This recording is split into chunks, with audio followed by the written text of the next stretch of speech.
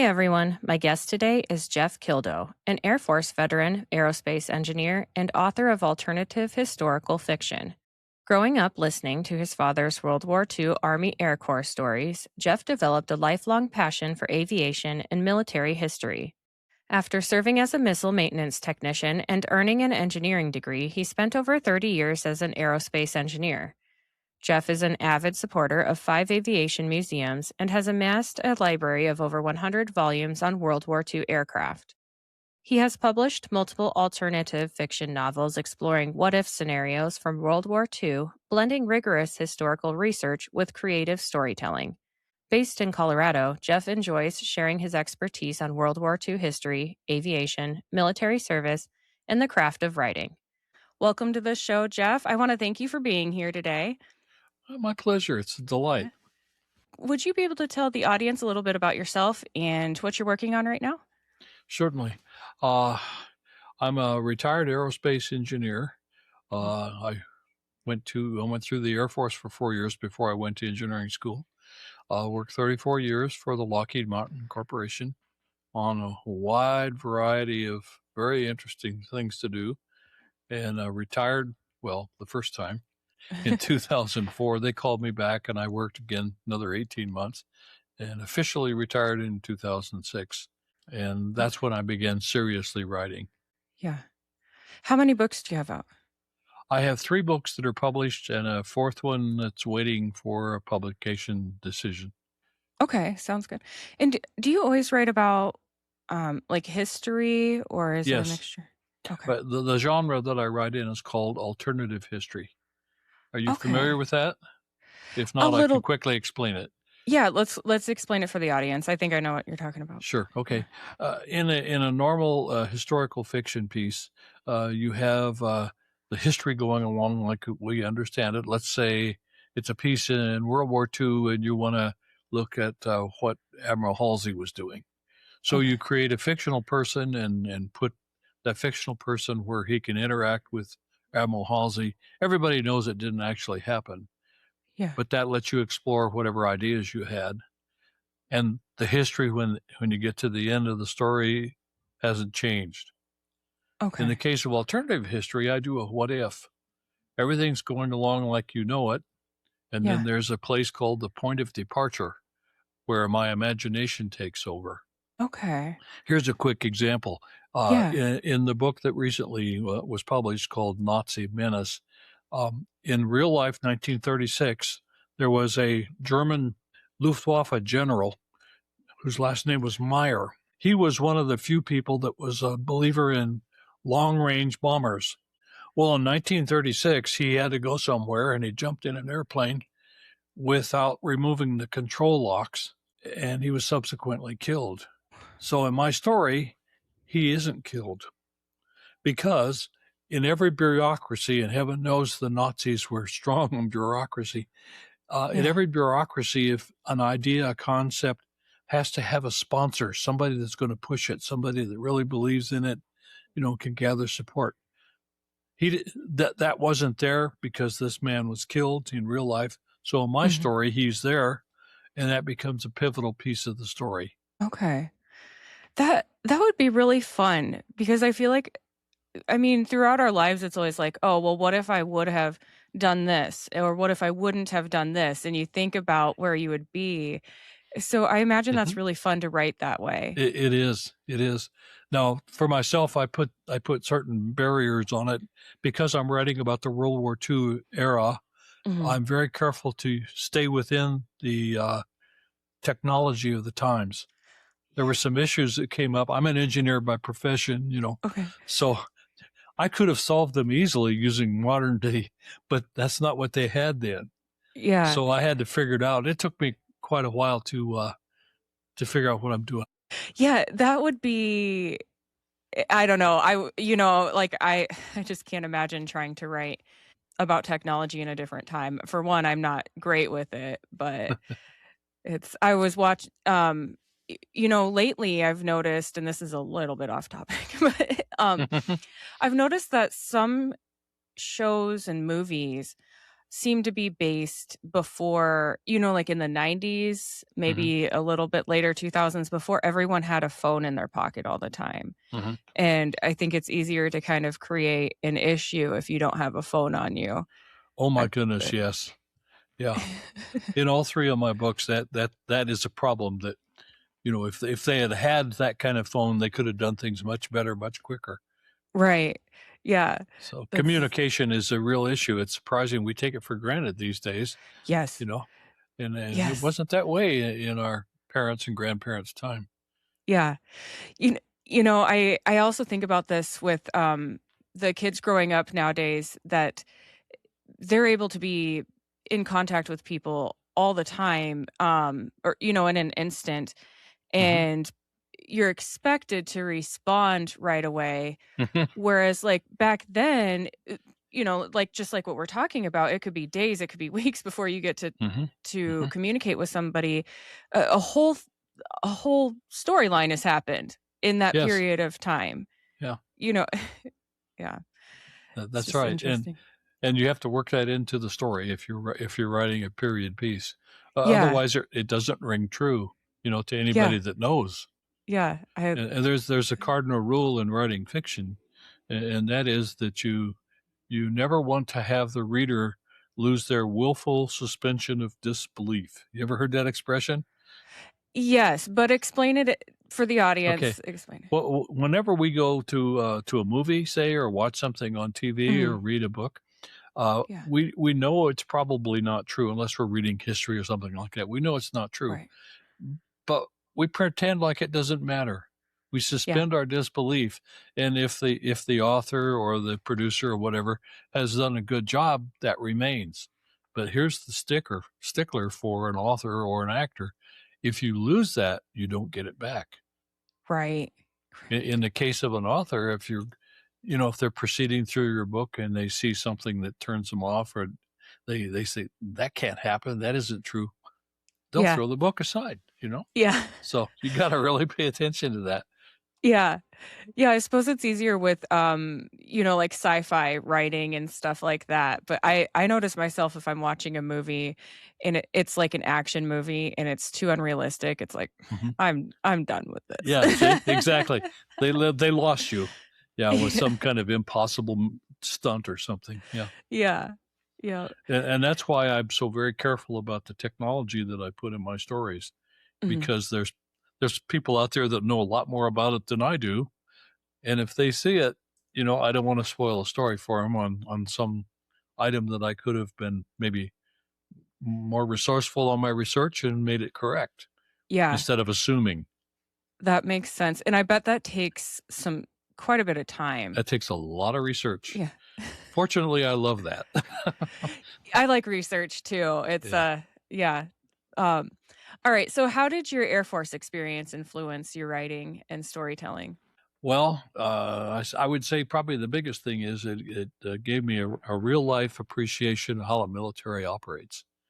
Okay. Of course, every military around the world is a little different, but there are definitely commonalities across cultures, and that allows me to write anything like that in a realistic fashion. That makes sense. You because I mean, you kind of want to write what you know, but then you want to explore other angles and Mhm. yeah. So what sparked your fascination with World War II aircraft and military history? No, that's a good question. My dad was in the Army Air Corps in the Second World War. He wasn't in combat, but he had all kinds of stories about the airplanes that he saw. Where he Mhm. was in Alaska, for example, was one of the jumping off places for the Lend-Lease aircraft that went to Russia. Okay. So he, unfortunately, these pictures got lost, but he had a bunch of pictures that he took of American airplanes with Russian markings on them. Oh, That's really jarring to see, a P-51 or a B-25 with a red star on it. yeah. Yeah. And he told a story that I thought was pretty illustrative. One of the people on the base was able to speak with a Russian pilot who spoke a little bit of English, Uh-huh. and he asked him, "What do you think of the American airplane?" And the Russian said, "Russian airplane." It had a marking on it. It was his. Yeah. Yeah. That tracks. So can you share some of the most interesting World War II stories your father told you from the Army? Oh, yeah. For those that aren't aware, Alaska was very active during World War II. It's one of those forgotten war zones. Okay. Where my dad was stationed, which was near Anchorage, they never had any combat. All the combat happened down on the Aleutian chain. If you think of the map of Alaska, the Aleutian chain makes a long, like a comma, down from Alaska. Down at the end of that chain, the Japanese actually invaded. That was the only piece of U.S. territory in the world in World War II that was invaded. But he told his story. They were always afraid, with reason, that the Japanese would fly in there and bomb their base. So they were always prepared. Now, his outfit Makes was sense. his outfit was C-47 transport planes, but they had a fighter group there, and one of the airplanes they had was a P-38, and this was one of those airplanes that was armed up and gassed up and ready to go if they needed to. And he said in the middle of a quiet night, there was a short in one of the electrical systems in that airplane, and it started firing its guns. In the middle of the night, here's an airplane with 4 machine guns in its nose, and they're all firing. Yeah. And it fired until there was no ammunition left. Oh, It scared everybody to death. They went on alert. They were ready to launch airplanes. They were all sure they were under attack, and it was just a mechanical mistake or electrical mistake. Yeah. Scared them half to death too, he said. Yeah, I would think we're under attack. Yeah, you could. Why wouldn't you think that, Right. I'm assuming that they were pointed at an area nobody was hurt, nothing was damaged. They fired off into an empty field, but that was fortunate. I mean, it could have been parked on the other side, and then it would have fired into other aircraft. That really would have set things off. Oh gosh, that would have been, yeah. So scary. I think I would lose it. We lost our power one night, and our CO2 detector must have needed batteries or something, because that was going off. And then we had just gotten some, I don't want to say her name, but the Amazon robots, and they were going off, and we'd never heard them go off before. And I thought, wow, I thought there was some emergency, some major emergency happening. So yeah, guns firing off like that in the middle of the night too. I mean, yeah, that's it was an amazing story. I'm glad they were okay. Yeah. Well, it wasn't all peaches and cream.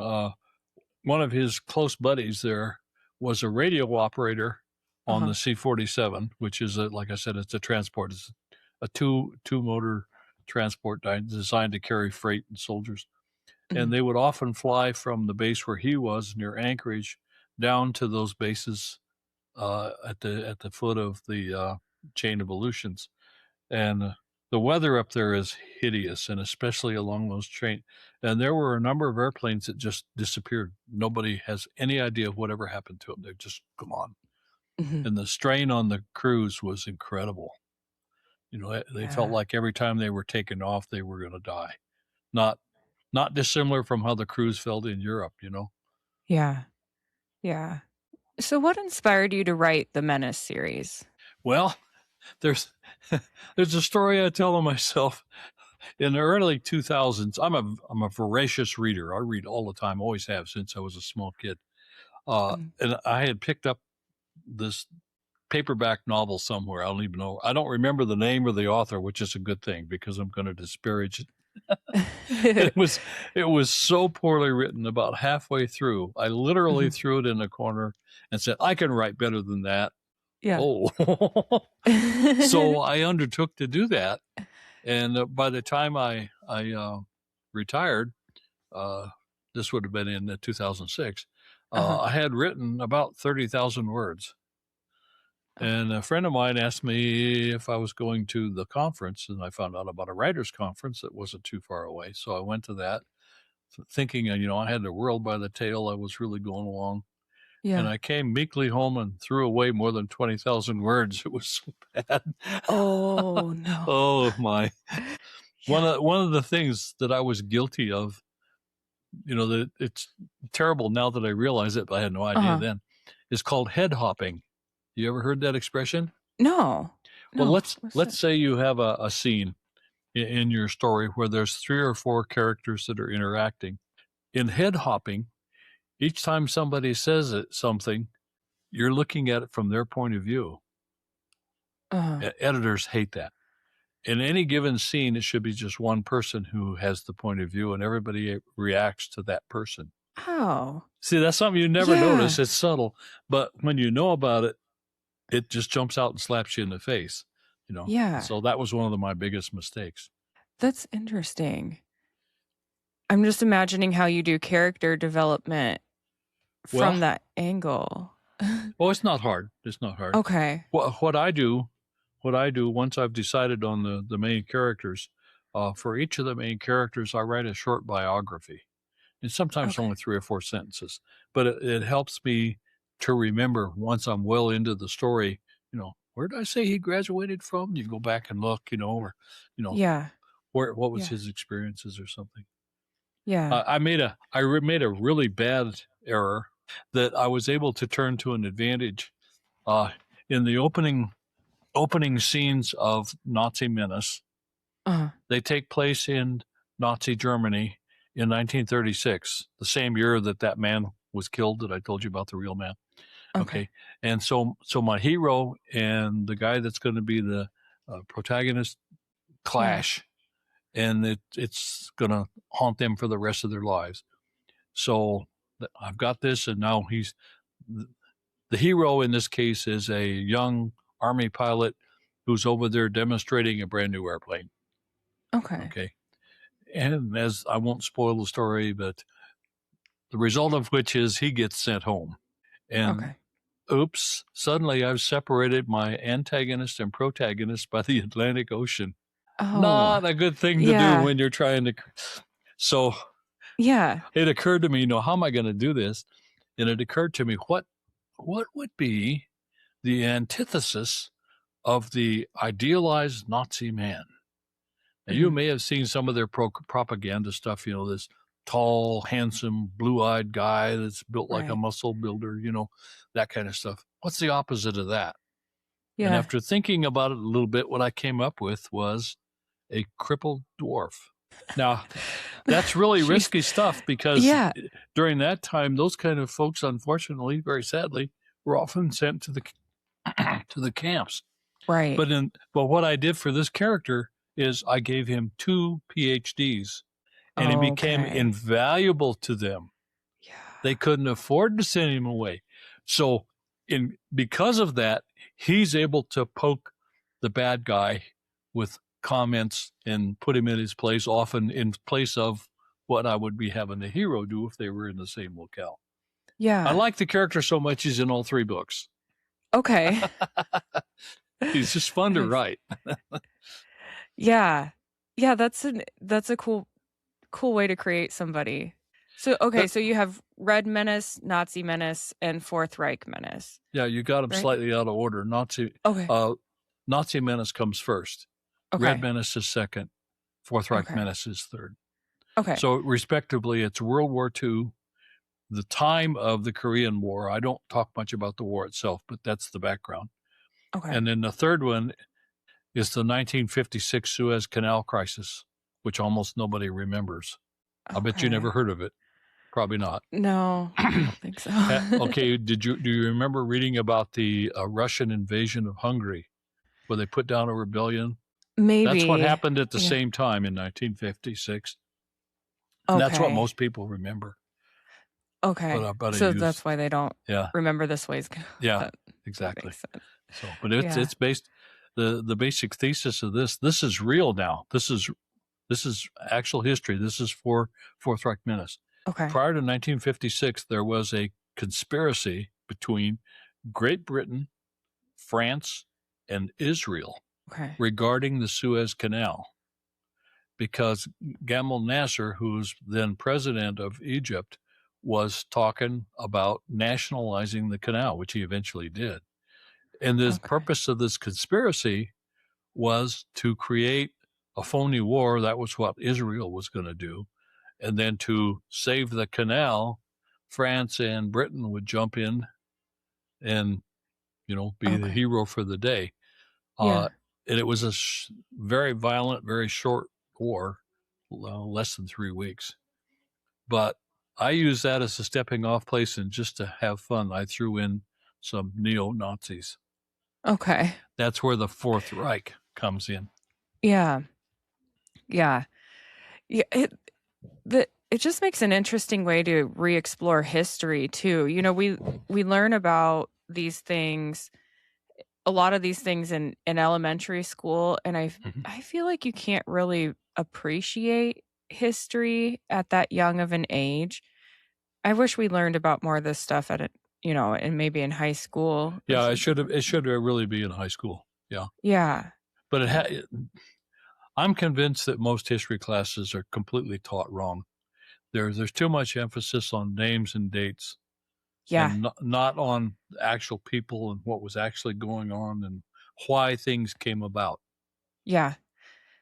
Yep. It's I have noticed that where if I like in college, if we did study a particular incident, um that I'm picking up more on like the reasons for it, and also kind of the manipulation involved mm-hmm, with getting people to be on board with the war, or mm-hmm. Whatever it is, yeah. whatever they're doing. Mm-hmm, Yeah, I took a religion class because that was required, and it was like, mm-hmm. oh, actually, you learn some stuff that you Yeah, never thought yeah, about before. So yeah. yeah.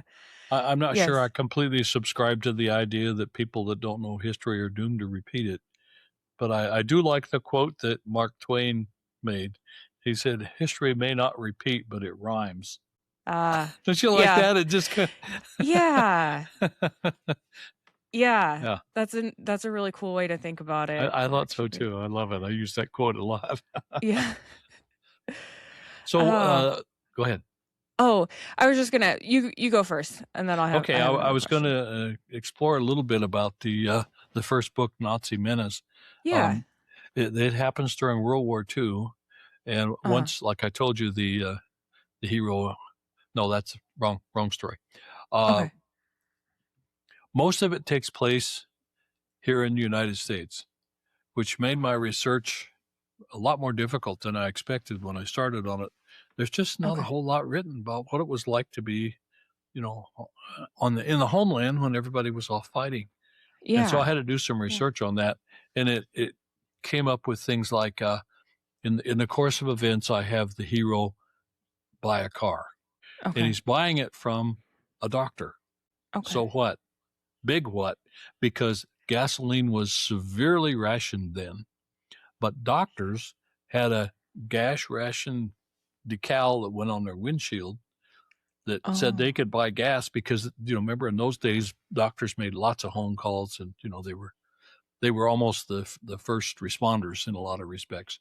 Yeah. And so, but when this guy buys the car, that sticker has to come off right away because it's Yeah. illegal for a non-physician to have it. Yeah. See, that's something that a lot of us never thought. I never thought about that before. No. I never I remember hearing about food rations. I never even Mm-hmm. thought about gas rations or And yeah. here's one for you. I have so much fun with this when I do book signings.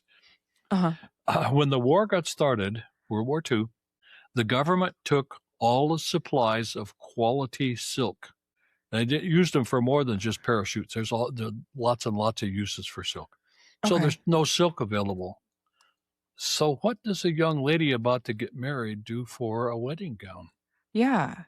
Interesting. Yeah. What yeah, what would she wear? I guess Rayon, rayon. because it's made from cellulose, which is plant waste. Okay. It's sawdust, it's corn husks, it's whatever you have that was plant life. Yeah. And when Wow. I took a trip to the little town in South New Jersey called Millville. That's a real Okay. name. I mean, it sounds like Andy Millville. Griffith, but Yeah. Yeah. but when I was there, uh, I got to go through the town museum, which was Mhm. it was a treasure trove for somebody doing research like I was. Yeah. And one of the docents there told me that during the war, whenever a shipment of rayon came in and it had anything white in it, the Yeah. word spread through the town, and there would be lines around the block from girls who were getting married or hoping they would be. Yeah. Yeah. They bought it up in advance, and it would sell out within hours. Yeah. And so that's you never think Wow. about that. We take it for granted you can go buy what you want. Oh, yeah. Yeah, I mean, we have access to so many things and we don't appreciate it. Did Hmm. did those dresses look like your normal wedding dress, or were they a little bit Yeah, yeah. different? They Or they yeah. It can yeah, be made into any kind of a costume that you would yeah, want. And yes, interesting. Yeah, there's so many things that eh, don't get taken into consideration that what you're limited on, I guess. I mean, now we well, think about gas and, mhm. oil and everything, but I have a yeah. scene in the book where the hero, he's met the lady that's going to be the primary lady in the story, and Uh-huh. they double date with another couple, and they go to a restaurant, Yeah. and the other three are all civilians, and say that so they all have to use their ration cards, Oh. but he Yeah. has to pay a full price because as a active duty military guy, he got rations on the base. Yeah. So he wasn't in the system. Okay. So, that you can imagine Wow. how awkward that would be. You'd have to have separate checks and all that kind of thing. Yeah. Yeah. That's so interesting, the different situations you can get yourself into or, yeah, I mean, that had to take so much time researching all of Oh this. yeah, it was a lot of fun though. I Good. mentioned that I went to Millville. I spent a week there. Uh, Uh-huh. During World War II, there was a Millville Army Air Force field at Millville, and there's still Okay. a museum there, and that's where I spent a lot of my time. So I had the fascinating opportunity to meet with two of their docents, Yeah. both of whom were World War II veterans. Sadly, both of them have passed since then. Mm. But I was astonished. When I started out writing this story, I thought, Uh-huh. well, I need an air base somewhere between Washington, D.C. and New York City. And Yeah. I had been in southern New Jersey, and I know it's great farmland, it's flat, and a great place to build an airport. So I Yeah. had fictionally created a town and an airport. And then I found out Nice. about Millville. I was like, wow. Well, then when I went there and was able to interview this one guy who was a retired Army Air Corps colonel, Uh-huh. it turned out that he was almost the living example of my hero that I had already written about. Just like my hero, he Wow. was stuck stateside. He was a gunnery instructor. That was my story there. And he Yeah. was trying as hard as he could to be sent to Europe. And eventually the Wow. real guy actually did end up in Europe. And Oh, he did. he was assigned to a fighter squadron flying out of England. And he flew with an extremely famous aviator, a man named Gabby Gabreski, who was the highest count ace of World War II. And this man that I interviewed flew on his wing, which is a very prestigious Wow. place to go. It was so stunning though to realize this real life person was what I Yeah. had basically written. I changed it Yeah. actually to match him, Okay. and he appears in the story. That's so cool. It was Y- fun. Yeah. H- How many people were stateside versus in Europe? Oh Or well, roughly, obviously. I I would guess probably 60% or more of the military age males were in Uh, the service. Now, you have to understand that not every male went to war. There was a uh, large contingent who physically were unable. For example, if you had flat feet, yeah. you can't go in the army because you can't march. Yeah. that was Bug just nice. hit my head. I'm And then recording. and there are Yeah. people like my late father-in-law. He had a draft deferment Uh-huh. because his specialty was installing high tension power lines, and Yeah. he went all through the South during the war, wiring up air bases as they built them. Okay. Wow. Yeah, when you've And got see, a that was role a like special that. skill. You can't just Yeah. get somebody off the street to do that, you know. Right. Right, that makes sense. Yeah. Yeah, And, sorry. Do you have those Asian beetles where you're at? no, thankfully. There. So my light, it attracts them, Yeah. and I am in a two-story house, and it's older, and Uh, they're just dive uh, bombing me, so I'm gonna have to figure out once it gets uh, warmer out, they'll leave me alone, we but get moths late in the summer. oh, Same deal. okay. They're everywhere. Yeah, Yeah. yeah. Oh gosh. Sorry to interrupt. I just wanted to tell you about my sponsors real quick. Sometimes I get on a roll cleaning or gardening, and I need a boost but don't have time for a meal. Big Fork Brand's pork jerky is the perfect choice to keep my momentum, offering high-protein snacks for on-the-go energy boosts. Not only do they offer pork jerky, but they also make pork sticks, bacon sausage, bacon hot dogs, and burger and hot dog sauces. Products come in a variety of delicious flavors, including Thai green curry and maple and brown sugar for the meat options, and gangster and Chicago fire for the sauces. I personally think the original flavor of the pork jerky hits just right after tackling a big chore. It's a little salty and very flavorful. My discount code gives you 20% off your entire order, and it's currently the best deal available. Just visit bigforkbrands.com and enter in my promo code JADE, that's JADE, at checkout. Are you looking for a gift for a music lover, or maybe some apparel to show off your quirky side? Old Glory has you covered. With over 300,000 officially licensed items covering music, sports, entertainment, and pop culture, you're guaranteed to find the perfect item. They even have seasonal gear. My husband enjoys the Beatles and Led Zeppelin apparel, and I love the Billy Idol apparel. I even found items for my fellow plant enthusiasts. This family-owned superstore is known for their quality and customer service, offers free standard shipping on all orders, and orders are shipped the same day you purchase. My discount code gives you 15% off your entire order, and it's currently the best deal available. Just visit oldglory.com and enter in my promo code JADE, that's JADE, at checkout. Looking for a game-changing way to improve your health? Zevo Life is the world's most nutrient-dense whole plant, packed with over 50% plant protein, essential amino acids, fiber, and antioxidants. Harnessing the best nature has to offer, Zevo Life nourishes your body while driving your performance, vitality, and overall well-being. Each serving is a concentrated source of clean, well-balanced nutrition designed to support modern lifestyles, and just 1 teaspoon a day supports your gut, boosts energy, and promotes healthier skin and hair. It's no wonder that it's receiving rave 5-star reviews. Step into a healthier future with a 30% discount and a 30-day risk-free guarantee by visiting zivo.life and using my promo code. To support my show and to receive 30% off your entire order, enter in my promo code JADE, that's JADE, at checkout. So what are some of the common misconceptions people have about World War II aircraft and military technology? Well, I find a lot of people your age and younger think that those aircraft were very crude, and they absolutely were not. One of the things that I have done to make my stories authentic, this is the tip for any listeners. Okay.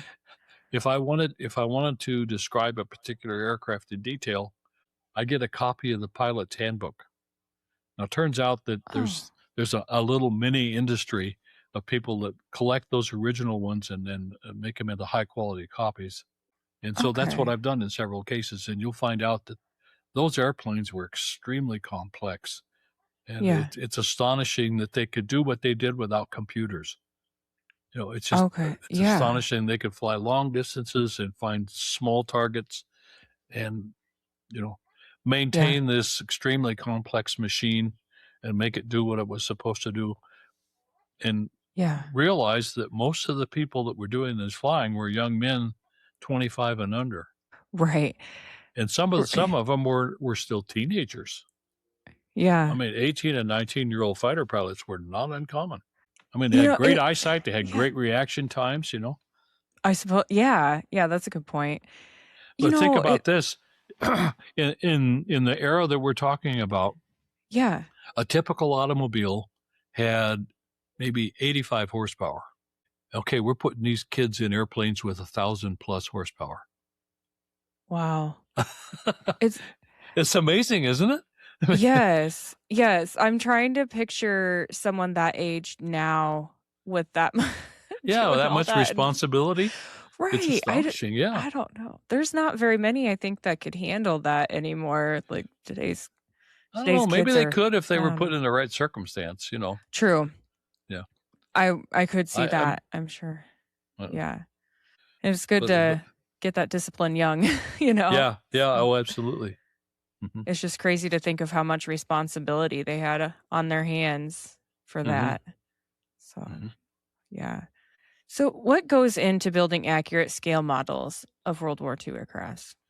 Well, first of all, you have to find somebody that makes a kit of it, Uh, which is sometimes not easy to do. There's a particular German airplane I'm looking for right now that I simply can't find.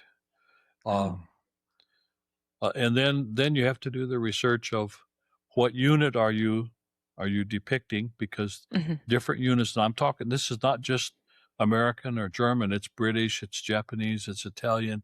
Anybody that okay, had airplanes flying then had their own organization style and their own markings on the airplane. And okay, so, if you're going to do an authentic copy of somebody's airplane, you better do some pretty serious research on it. Otherwise, yeah. it's going to look glaringly wrong to somebody that knows. And I mean, that sounds a little bit different today. I don't know a lot about it, but it seems like the Boeing aircraft, everyone has that. The other countries are Oh, I see what buying you those say. as well. Yeah. Okay. Yeah. Almost all of the advanced nations in World War II built their own airplanes. So Wow. that would be United States, Canada had an Yeah. active aircraft industry. Britain, of course, Germany, France, Yeah. Poland built some fantastic airplanes early in the war. Japan, Italy, they're some of the most gorgeous looking airplanes and incredible technology that they had. Japanese were incredibly creative, Mhm. sometimes to their own detriment, but Oh, no. you know, yeah. So here's the other thing you need to realize: even though those airplanes were extremely complex, they're not that complex compared to what we have today. The Okay. structures are not a whole lot different in the way they're designed. Yeah. It's all the equipment, the computers, and all the equipment that goes into making a modern day airplane. Yeah. Like the Boeing 787, which is almost, what is it, 60% composite materials, not metal, Okay. which makes it much lighter and stronger. You know that Yeah. that that was impossible to do in that period of time in World War II. Yeah. Yeah, sometimes I don't know, sometimes I think, a lot of this technology uh, complicates things and Yes, and, yeah, uh, maybe isn't always the best, but, in that case, that the composite material sounds like obviously a better option than yeah. before. It's amazing, and there are composites being made today that'll fly into space. Wow. That's Yeah. which okay, so you were an aerospace engineer? Yes. Uh-huh. Okay, so I'm assuming that helped also with your writing on aircraft and Oh yeah. Oh technology. yes. Yeah. Just to be clear here, uh, I have a degree in aerospace engineering, but the only thing different back when I got my degree between that and aeronautical engineering was 2 courses in orbital dynamics. So I was Wow. trained most of my stuff on airplanes, so I know Yeah. airplanes pretty well. Yeah. Jeez, that's And of course, I never crazy. touched an airplane the whole my whole career. It's all been Yeah. spacecraft, but that's pretty cool too. Yeah. Yeah. Yeah, I went to school for science related things and I'm like, you have labs, but yeah, there's a lot of stuff where it's like, I never actually did this Hmm. certain things. but I can talk to you about it. Um, okay, I guess we kind of talked about the building accurate scale models, like you use hmm those pamphlets, use or Well, they're books. the books. Oh yeah, they're Oh, very okay. So now I'm picturing more of like a phone book type thing that well, not quite that bad, but okay. I have a pilot's manual here beside me right now that I'm using for my work in progress. Okay. It's about 200 pages, but it's Okay. highly detailed. And since it's a pilot's manual, it's oriented to the pilot. He has to understand everything about the flight controls. But Yeah. since he's the aircraft commander, he also has to have at least a basic understanding of all the other subsystems like radio and navigation and armament and Yeah. things like how to control and distribute oxygen, for example, when you're flying at altitude. Those Yeah. those systems were all manual. You know, Yeah. today we just tickle a keyboard with a few strokes and it would go off and Yeah. happen. But then you had to configure switches and knobs and valves Yeah. in a certain sequence. Yeah. So Oh my gosh. it was very complex. Yeah, it Yeah. was amazing. Yeah. Yeah, I imagine it would have to be very, very detailed. Not your vacuum cleaner No, instruction no, manual. not your vacuum cleaner. And it's interesting looking back. You can see that there were problems with some of the commanding generals and high Uh-huh. officers who were not current in the late model airplanes, and they couldn't Okay. understand why a pilot couldn't jump from one airplane and run and jump in another one and make it go. Because a pilot's a pilot, right? Yeah. No, not when you have to have this Oh, technical background to fly it yeah. safely. Wow. Yeah. I was I was picturing people in air jumping from airplane to Oh, no, no, airplane no, while you're no. saying That never occurred to me. That would be pretty tricky too. Yeah. You might have trouble getting volunteers for that. Yeah. Oh, yeah. Yeah. The places my mind goes. I love it. Sure, you're not a Oh. writer? Yeah. Yeah. Oh.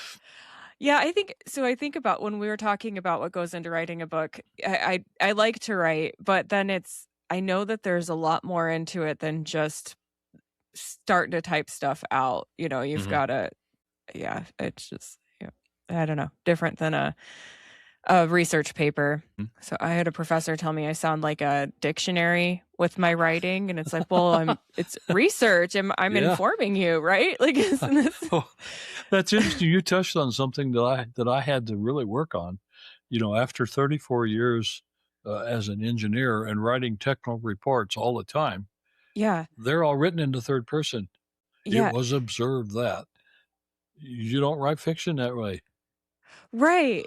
and Yeah. I, and I So find myself even now, after all these years, I find myself once in a while drifting off into that. Whoops, back up. Make it people oriented. right, Yeah. right. Yeah, he was telling me, like, I was told he wanted, like, what I felt like were these long, flowy, like, pretty sentences, and in my mind, I'm like, "Well, but this is research, like, this is supposed to be informative." But with writing books that you want your audience to enjoy and writing stories, yeah, the sentence structure has to change. I imagine Yes. that was hard to Yeah, it make was. that switch over. Yeah. Yeah. I Yeah, confess it was hard. And some of my early work shows it. really. Yeah. See, and I probably would like it that way. I like things straightforward. Mhm. But all right, what advice would you give to aspiring authors interested in writing historical or alternative fiction? Okay. There's a cardinal rule in my book. If Uh-huh. you're going to write alternative history, you have to know the actual history cold because you're going to make changes to it and you got to make sure you know what the situation was when, whatever it is, whatever time it is, what's going on, what's the political situation. Yeah. Is there a war or is there some other kind? There's always conflict because you don't write a story without conflict in it. But what kind of Yeah. conflict is it? What kind of people are you involved with? Are these highly educated people or are they, to use a term, peasants? What's in between? Mhm. What's the goal? What are you trying to achieve? So you Yeah. really have to know that stuff cold on what actually happened then you can step in, but you have to make sure that where your point of departure that I just talked about earlier is Mhm. believable in itself. Right. Right. Now, there are some alternative histories out there, I don't care for them particularly, that involved aliens or time travel or that kind of thing, Yeah. and they lose me as soon as that happens, That's you know? yeah, for some reason, I'm the same way. I'm not really interested in that. I'll I'll read Harry I want the Potter and story to some hold other stuff. together, you know? Yeah, yeah, yeah. I'll read some things, the certain stuff like that, but then once you get time travel and Yeah. and aliens, I'm gone. I like science fiction, but I want it to be science fiction. I don't want it to pretend to be alternative history, you Right. know? Yeah, that makes sense. Like, you don't wanna mix the 2. Yes, yeah. Yeah. So that's the first thing, and then just make sure that you have a believable story, Okay. you know? Yeah. Like I said, I limit myself to the technology of the era, and Yeah. that as an engineer, that frustrates me sometimes because that's some of the stuff that was problems then are a snap now, Right. to resolve, but I have to do it the way they did it. And Yeah. remember, they did all of that stuff with slide rules. Yeah. Oh, that nasty bug. I He likes yeah, you. right. Yeah, jeez, my goodness. Yeah, well, and again, I think that I'm sure that that adds a lot of interesting parts to the story, like, just, as someone who doesn't know the technology that well, that in itself, just learning how they had to do things differently while Mhm. you're reading would be interesting. And that's a challenge for me because Mhm. I know how they did it. I know what they had to know and how they had to learn it. I have to be Yeah, very careful I don't either assume that the reader knows something yeah, or that I over explain it. right, yeah, that makes I'm not sense trying to too. give a technical treatise. I'm writing a story. All I want to do is set the background so that the reader Yeah, understands, what they're up against. yeah, yep, that makes sense too. Okay, so what are some lesser known World War II stories or aircraft that more people should know about? Oh my. I know we talked about the Suez Canal, but Mhm. is there anything else that you feel like was missed that people kind of just don't remember or Well, didn't even learn it, about? I think it's astonishing from our picture today to look at how quickly they did things. I'm speaking from on the American side. Mhm. Uh, it's typical these days for a fighter aircraft, for example, to spend anywhere from 15 to 25 years in development before it's ready to go to the service that's going to operate it. That's a Yeah. long time. And one of the problems they have with that long time is things go obsolescent while you're doing the process and you have to go back and catch up. Now, Mhm. let me draw a contrast with that. An airplane that all World War II airplane that almost everybody knows is the P-51 Mustang. Beautiful, beautiful airplane. And it was designed and flown from the first sketch to the first flight in a little over 100 days. Wow. Yeah. That's fast. People even then were amazed. And the Yeah. fact that there's still a couple of hundred of them flying is astonishing in itself. Yeah. It's a fantastic airplane. Yeah. But the Um people that designed them were seasoned veterans. I won't start name dropping, but most of, most of the serious designers in World War II cut their teeth in the 1920s. Some of them, like Glenn L. Martin of the Martin Airplane Company, Uh-huh. they were built. He was building seaplanes before World War One. Oh, wow. Yeah, he knew what he was doing by the time World Yeah. War II came along. Yeah. And, Yeah. and That makes sense. And others like Claude Boeing of Boeing Aircraft, same kind of thing. Jack Mhm. Northrop, uh, the Lockheed brothers. There's Yeah. there's a long list of guys. I said I wasn't going to make a list, but But you did yeah, but that's I did okay. anyway. Yeah. Yeah, But that's all alright. those people were well experienced. I mean, it wasn't like they were sitting down to a blank sheet of paper and, gee, how do Yeah. I do this? They Yeah. knew, and they knew from a lot of cases from hard experience. Yeah. They didn't have the ability to analyze an aircraft structure like we can today, and that often resulted in something being overbuilt because Okay. they weren't sure how to analyze a certain aspect of it, so they made it extra strong just to make Yeah. sure. Yeah. That I mean, that makes sense. Mhm. So, can you tell the audience a little bit more about your book that's coming out? Well, it's Nazi Menace. Okay. It takes place during the Second World War. Like I said, a lot of it takes place right here in the United States in Millville, New Jersey, where I talked about it. Okay. Uh, and the action that happens is that this character that I told you that in real life died in 1936 and didn't. Yeah. Okay, he has survived to convince the Nazi hierarchy to build long-range bombers, Mm. and they actually fly across the Atlantic and bomb New York City. And this is only a few months after Pearl Harbor.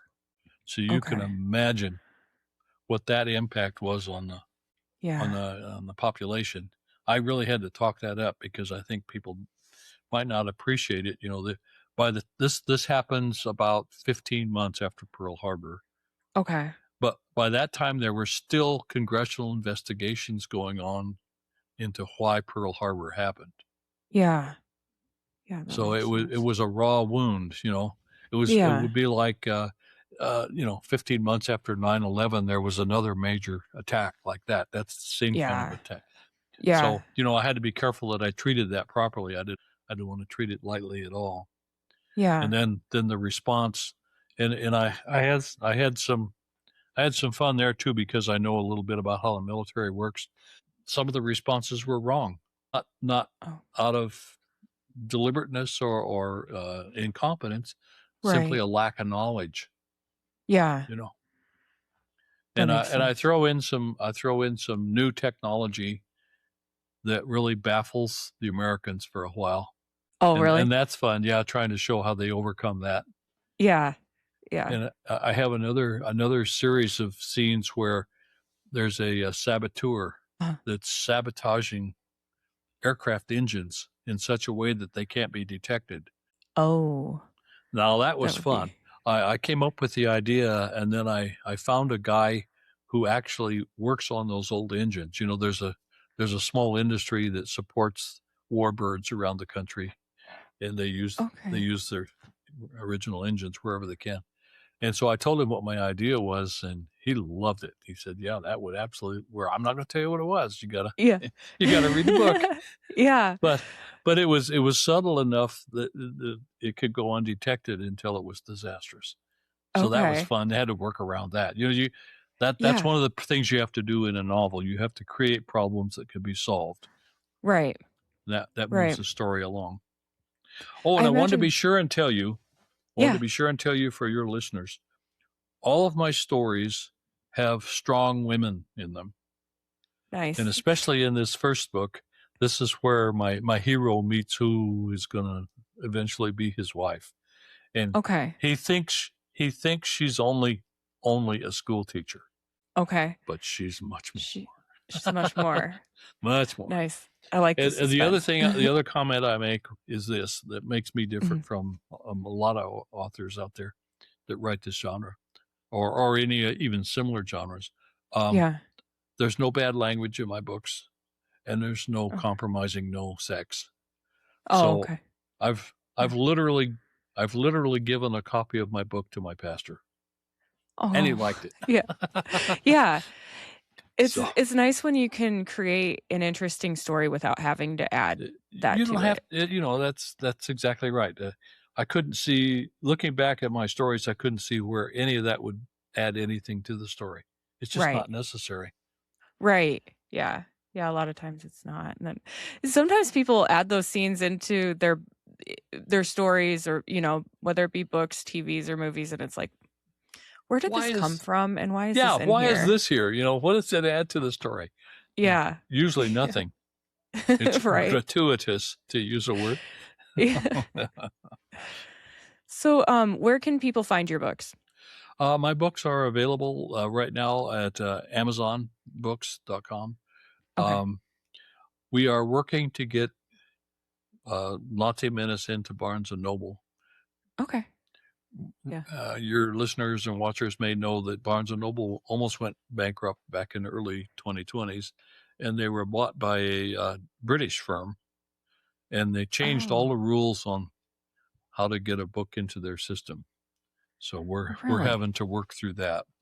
But hopefully within the next couple of months we'll break down that barrier. And my other two books are available. That's what Uh-huh. makes this so frustrating. Red Yeah. Menace and Fourth Reich Menace are available at Barnes & Noble. Okay. So I don't understand the logic there. Yeah. And the other side of that same coin, another one of my favorite authors is Clive Cussler. And you Okay. could usually find half a dozen or more of his books. Yeah. So I don't get it, We need to crack the code.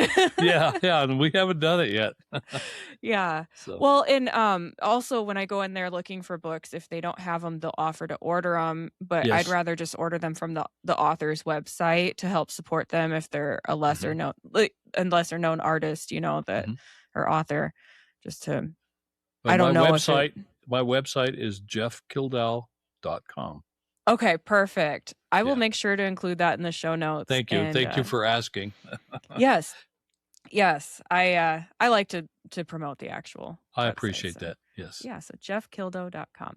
Is there anything else you'd like the audience to know? Oh my. Read more, buy more Read more. books. Yeah. I Actually, I've agree. seen some pundits that think that books are going to go away, but I think that's not the case. I don't believe that. Yeah, I don't either. I can't see that. Maybe people aren't reading as much now, but I personally, I sleep better. I'm much more peaceful. I have a much more peaceful mind if I spend, even if it's just one chapter a day, just get that chapter in before you go to bed or something. It's much better Well, than I've made staring sure at your all my screen. grandkids learned to read early and made sure they had books to read. So I'm Yeah. trying to do my part. Good. So, sounds good. All right. Well, it was a pleasure to speak with you It today. was delightful, Sam. Thank you. It Yeah. was a lot of fun. I enjoyed it. Yes. Good. I will keep in touch with you about everything, about the episode and the clips and Great. oh yeah, and yes, you wanted the audience to know that you had that thing on my nose is okay. It's just a minor procedure that I had. It just looks terrible. It's okay. It's really not that bad from the No, screen. okay. So. It just seems huge to me. No, you're fine. Okay. Sounds good. All right. Well, yeah, thank you very much much for being on, and I'll talk to you soon. Okay. Thank you. Thank you. Bye-bye. Yeah.